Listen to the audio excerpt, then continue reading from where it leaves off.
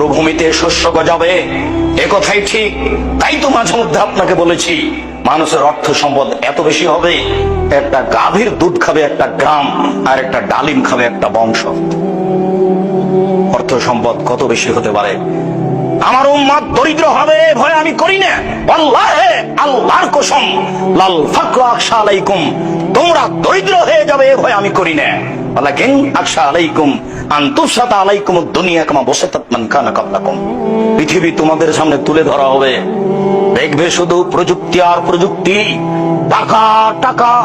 তোমাদের সামনে পৃথিবীকে এইভাবে তুলে ধরা হবে, তোমরা দেখতে পাবা শুধু টাকা আর টাকা, প্রযুক্তি আর প্রযুক্তি, পয়সা আর পয়সা। টানা ফাসুহা, পয়সা উপার্জন করতে প্রতিযোগিতা নেমে যাবা, কে কত পয়সা উপার্জন করতে পারে। কামা তানা ফাসুমান কানা কাবলাকুম, তোমাদের পূর্বের লোকেরা যেমন পয়সা উপার্জন করার জন্য প্রতিযোগিতায় নেমে গেছিল, তোমরাও নেমে যাবা। তাহলে কুকুম, এই পৃথিবী তোমাদেরকে ধ্বংস করে দিবে। কামা আহলাকাতহুম, যেমন পূর্বের লোককে পৃথিবী ধ্বংস করেছে। এটা আমার ভয়, দরিদ্র হয়ে যাবা এই ভয় আমার নেই। বাংলাদেশের প্রায় মানুষ বলল ডেস্টিনি বৈধ, জিজিএন বৈধ। আমার সাথে দু একজন ছিল কিনা আমি জানি না, আমি জোরালো কণ্ঠায় জাতির সামনে কণ্ঠে বলতে দেখেছি, ডেস্টিনি চিরদিনের জন্য হারাম, ডেস্টিনি কখনো বৈধ হতে পারে না। যারা খুব জোর দিয়ে আমার মুখের উপর বলতে চেয়েছে, তারা আমি বলেছি, আমি আব্দুর রাজ্জাক বিন ইউসুফ আল্লাহর কসম করে বলছি, আপনার নামে যে চট্টগ্রামে গাছটা আছে, সেই গাছটা যদি আপনি আজকে কেটে এখানে নিয়ে এসে দেখাতে পারেন জাতির সামনে, তাহলে আমি বুঝবো সত্যি ডেস্টিনি বৈধ। মরা পর্যন্ত, কিয়ামত পর্যন্ত আপনাকে সময় থাকলো, আপনার উত্তরসূরি যারা আসবে তাদের সময় থাকলো, আপনার নামে চট্টগ্রামে কোনো গাছ নেই।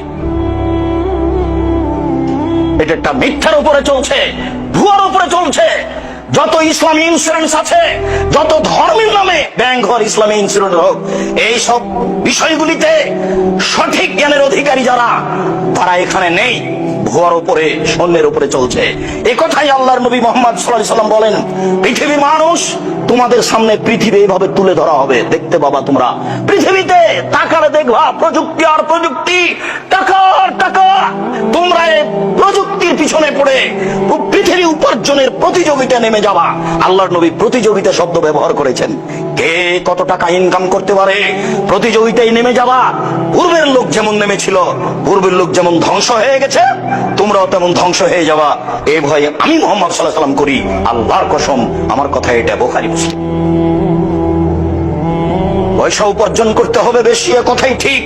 পয়সা কম উপার্জন করতে হবে কোনোদিন আমি এই কথা বলি না, তবে বৈধ উপার্জন করতে হবে।